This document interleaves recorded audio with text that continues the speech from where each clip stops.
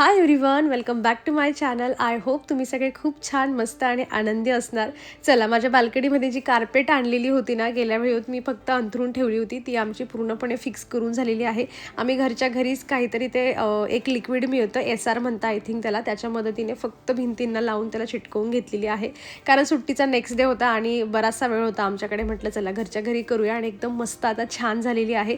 ती जागा थोडी खालीच आहे. मी तुम्हाला ते पाणी ड्रेनेज होण्यासाठी कुठे जे आहे ना पोझिशन घेतली ते पण मी तुम्हाला दाखवते. पण त्याआधी बघा, दोन मोठ्या वस्तू मला ह्या बाल्कनीमध्ये ठेवायच्या होत्या. एक म्हणजे आमचं पियाच्या रूममधलं एक जुनं कपाट आणि दुसरं म्हणजे हे ट्रेडमिल. मला ना जेव्हा नवीन ट्रेडमिल मी तुमच्यासोबत म्हणजे शेअर करत होती ना, तेव्हा 2-4 कमेंट अशा पण आल्या होत्या की ट्रेडमिल घेण्यापेक्षा म्हणजे निसर्गाच्या सानिध्यात जाऊन आपण वॉक केलं पाहिजे. आता तुम्ही मला सांगा, माझ्या बाल्कनीमध्ये एक छान अशा निसर्गाच्या सानिध्यामध्येच मी इथे माझ्या ट्रेडमिलवर मस्त अशी वॉक करणार आहे. आणि हे पहा, इथे तो पाईप आम्ही काढून घेतलेला आहे, पण अजून आम्ही त्याला कट केलं नाही आहे कार्पेटला. कारण म्हटलं अजून तर असंही पाणी वगैरे काही टाकायचं नाही, आपल्याला पुसून काढू शकतो, जेव्हा गरज पडेल तेव्हा कट करूया. म्हणजे फक्त तेवढं कट केलं की आमचा ड्रेनेज अगदी मोकळा होऊन जाणार आहे तिथून पाणी वाहण्यासाठी. आणि ह्या ज्या काही कटिंग्स मी लावून घेतल्या होत्या गेल्या व्हिडिओमध्ये तुम्ही पाहिलं असेल, त्याच्यातून काही कटिंग्स ज्या आहेत ना, ग्रोथ व्हायला सुरुवात झालेली आहे मस्त. आणि माझी बाल्कनी अजून छान ग्रीन होणार आहे. सो जे होतं ते चांगल्यासाठी होतं. म्हणजे मला करायचीच होती झाडांची कटिंग, पण अशा पद्धतीने तुटल्यावर मात्र आपलं मन पण तुटून जातं. आणि ही कुंडी ना मी माझ्या मेन डोअरच्या बाहेर हँग करून दिली होती जेव्हा बाल्कनीचं काम चालू होतं तेव्हा. तिच्यात पण खूप छान ग्रोथ होते. ही जी कुंडी तुटली होती आता मागे, तिच्यात पण छोट्या छोट्या नवीन ब्रांचेस खूप जास्त निघायला लागले. सो असं आहे बाल्कनीचं अपडेट.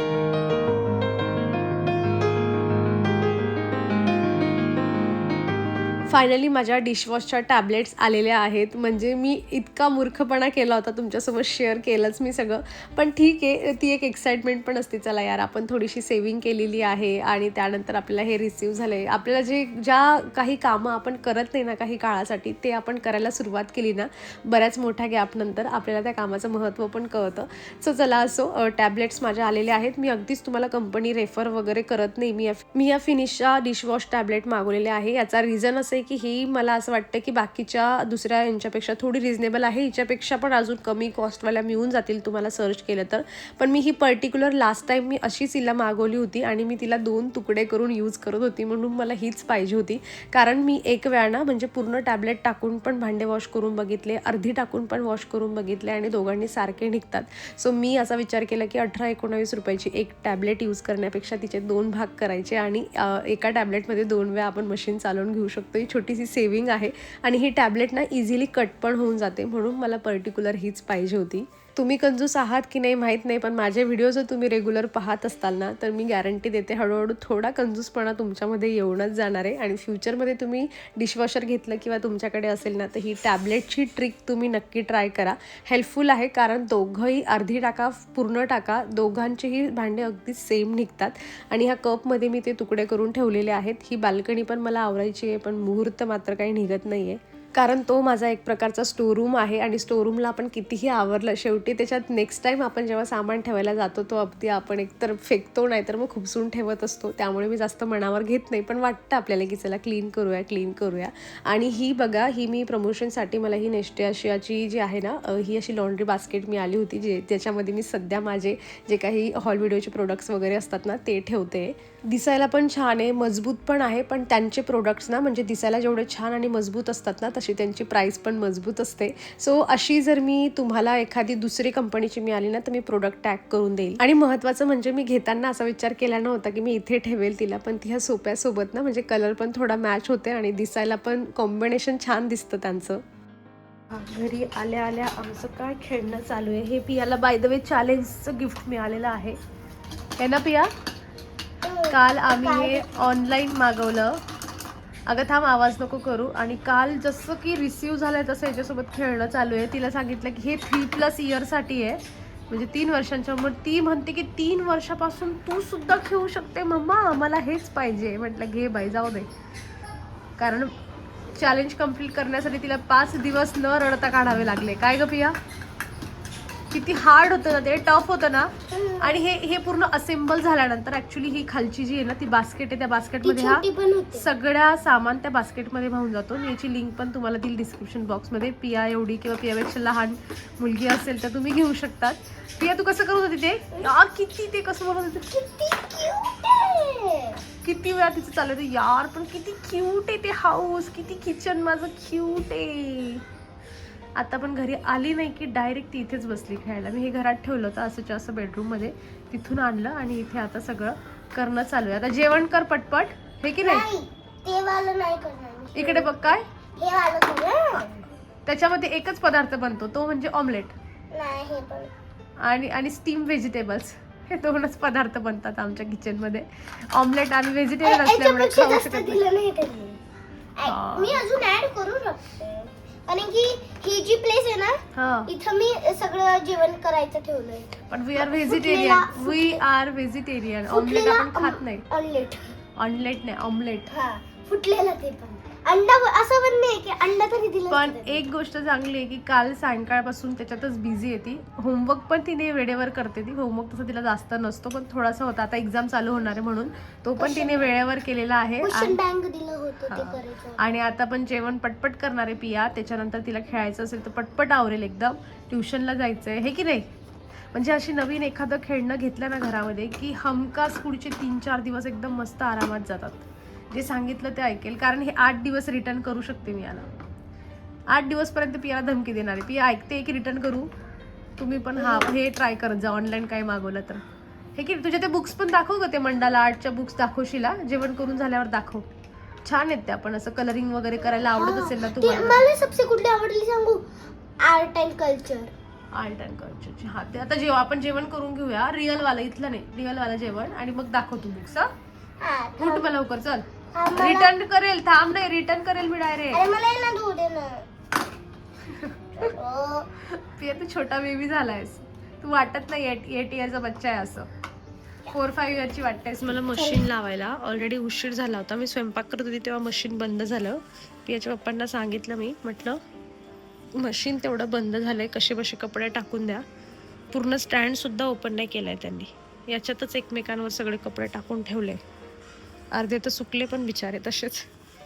जेव्हा आपण पहिल्यांदा सांगतो ना, तेव्हा आपण इमॅजिन करतो की चला आता पहिल्यांदा आहे, दुसऱ्यांदा छान त्यांना एक्सपिरियन्स येऊन जाईल.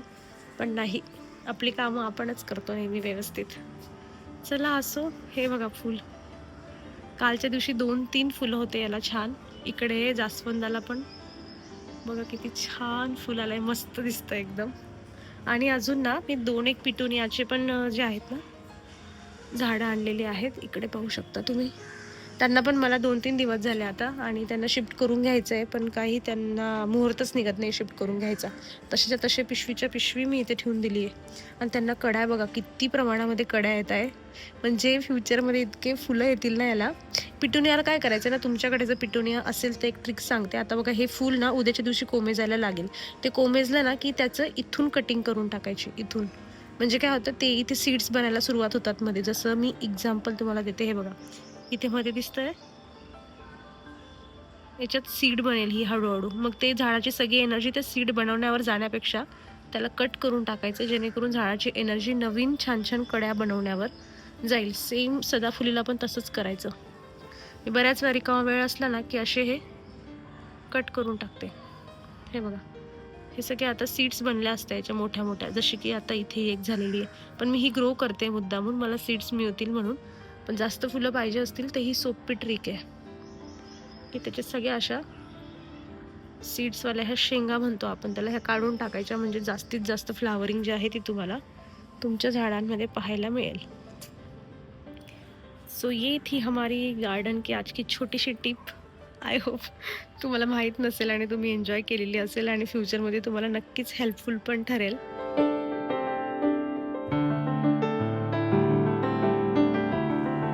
माझ्या आवाजावरून तुम्ही जरा नोटीस केलं असेल की माझा आवाज जरा बसलेला येतोय, माझा गळा पण खराब आहे, आणि त्यातल्या त्यात थोडी सर्दी झाली आहे. अंगदुखी तर असं आहे ना, ऑन अँड ऑफ चालू होतं आहे. म्हणजे दिवसातून 2-1 तास दुखतं, थोडंसं एकदम फ्रेश वाटतं, आणि अचानक थोडंसं जे आहे ना विकनेस वाटतो आहे. हे महाशिवरात्रीपासून थोडं चालू झालं आहे. मे बी हे व्हायरल इन्फेक्शन आहे काय, म्हणजे थ्रोट इन्फेक्शन तर थोडंसं झालंच आहे. जवळजवळ आम्हाला तिघांना होतं. सगळ्यात आधी पिया आजारी पडली होती, मी एका शॉर्ट व्हिडिओमध्ये शेअर केलं होतं. ती पण 1-1.5 दिवसामध्ये अगदी छान होऊन होऊन गेली, ताप वगैरे आला आणि मस्त ठणठणीत झाली ती. पण त्याच्यानंतर आता हळूहळू जे आहे ना ते एकाला होते. बऱ्यापैकी आमच्या सोसायटीमध्येही बाकी बायकांसोबत बोलणं झालं की तेही सांगतात की आमच्या घरात पण असंच चाललं आहे. सो हे व्हायरल इन्फेक्शन असू शकतं आणि त्यामुळे मी गेल्या 2-4 दिवसापासून कंटिन्युअस सायंकाळची चहा घेते. म्हणजे असं होतं ती अद्रकवाली चहा मिळाली ना तर डोकं जरा शांत पण होऊन जातं आणि गळ्याला पण जरा रिलॅक्स वाटतं. म्हणून मी आता आज पण चहा ठेवते इथे मस्त. आणि नेहमीसारखं चहा ठेवली की काहीतरी कामं करायची. आणि हे बघा, उन्हाळा सुरू झाला नाही की घरामध्ये एवढी धूळ येते ना. मी 4-5 दिवसापूर्वीच हे सगळं क्लीन केलं होतं. आपण खिडकी दिवसभर ओपन असते त्यामुळे पण भरपूर धूळ येते. म्हटलं चला, नेहमीची सवय झाली आहे, चहा ठेवली की शांत उभं राहिलं जात नाही. एकतर मोबाईलमध्ये काही काम असलं तर ते होतं, नाहीतर मग अशा पद्धतीने छोटी मोठी कामं होतात. म्हटलं चला तुमच्यासोबतही शेअर करते, जेणेकरून तुम्हीही चहा ठेवली की काही ना काही छोटं मोठं असं काम करून घेणार. मी फक्त हे खालचं एवढं क्लीन करून घेते कारण ते ओपन आहे ना, त्यामुळे तिथे धूळ जरा लवकर चालली जाते. सो पटपट बघा 2-4 मिनटामध्ये माझं क्लीनही झालं आणि एरिया पण छान दिसतोय मस्त.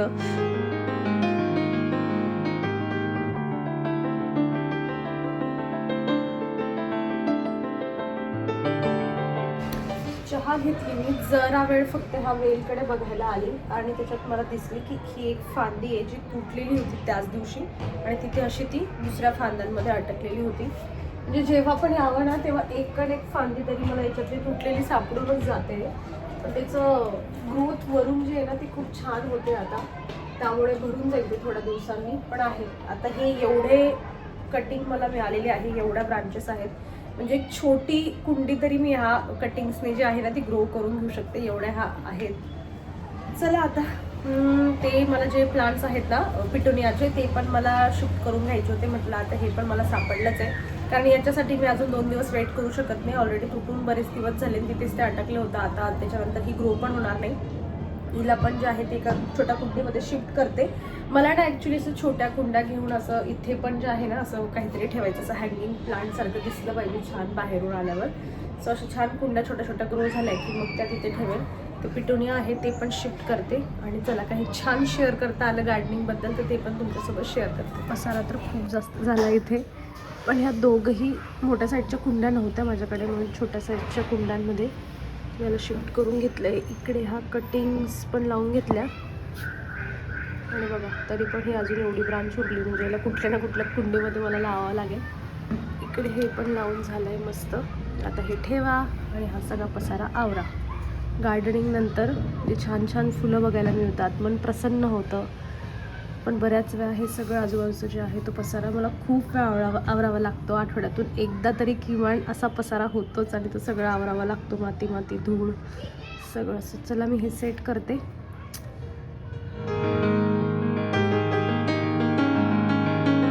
सकाळपासून तुम्ही हा कुर्ता सेट माझ्या अंगावर पाहत आहात. ॲक्च्युली नवीनच आहे. मी कधीच असा एखादा कुर्ता सेट घेतला, कपडे नवीन घेतले की घरी कधी वापरायला काढत नाही. मी नेहमी 2-4 वेळा कुठेतरी बाहेर जाणं झालं की तिकडे घालायचं आणि मग त्यानंतर जर आपण रिजनेबल प्राईसमध्ये मागवलेलं आहे मग घरी वापरायला काढायचं. पण आज असं झालं होतं माझं की 4-5 दिवसापासून आणून पडला होता. म्हटलं जाऊ दे आता, आज याला घालूनच टाकूयात आणि मुहूर्त जो आहे तो काढूयात. कारण मला त्याला वॉश पण करून घ्यायचा होता, जेणेकरून श्रिंक वगैरे होतं का ते पाहण्यासाठी.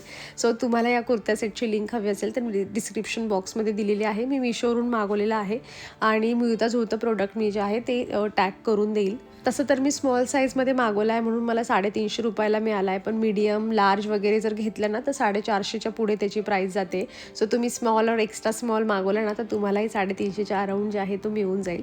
सो चला आता मी इकडे स्वयंपाकाला रात्रीच्या जेवणाला सुरुवात केलेली आहे. आज दोडकीची भाजी बनवायची आहे. खूप दिवसापासून दोडकीची भाजी बनवलेली नाही आहे. आणि बघा मी जेव्हा लास्ट टाईम बनवली असेल ना तेव्हा पण मी व्हिडिओमध्ये शेअर केलं असेल आणि आता बनवते तर आता पण अनफॉर्च्युनेटली ती बरोबर शेअर होते. सो असं बऱ्याच लोकांना वाटतं की त्याच रिपीटेड भाज्या खाल्ल्या जातात का. जसं बघा मी सकाळी काळ्या चण्याची भाजी बनवलेली होती मसाल्याची, पण म्हटलं काय शेअर करायचं, सिंपल भाजी आहे त्यामुळे ती शेअर करून झालीच नाही. सो वेगवेगळ्या भाज्या होतात पण ते शेअर करणं होत नाही.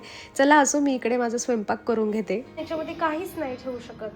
कोणाचं काय ते पियाचं ट्युशनमधून आल्या खाली खेळून झालंय पार्किंगमध्ये आणि इथे आता परत सेटअप चालू झालाय त्यांचा. हे बघा थोडा सेटअप आता वेगळ्या प्रकारे लावलाय त्यांनी आणि माझं स्वयंपाक करणं चालू आहे है ना. आता ते मला नको विचारू, तू तुझं बघ. चलो गाईज, सगळ्या अशा पियाच्या टेन्शन सोबत की इथे काय ठेवू मी माझा व्हिडिओ संपत आहे. अपेक्षा करते की तुम्हाला आवडला असेल. इथपर्यंत पाहत असाल तर लाईक करा, हाईप करा, चॅनलवर नवे असेल तर सबस्क्राईब करा आणि हाईप पण करा. So take care friends and bye.